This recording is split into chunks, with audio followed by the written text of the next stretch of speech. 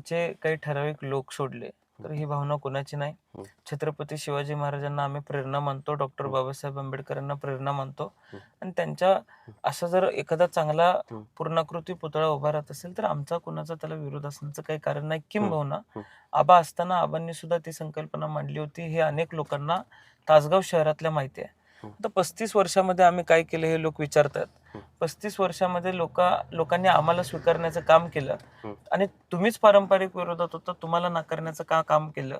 हं. हा सवाल स्वतःला एकदा त्यांनी विचारण्याची आवश्यकता आहे. हं. कुठलंही चांगलं काम होऊन द्यायचं नाही, हं. चांगल्या कामाच्या आडवं पडायचं, हं. ही एकच गोष्ट यांना जमते. हं. एखादं काम झालं तर ते काम आम्ही केलं म्हणून फक्त सांगत सुटायचं.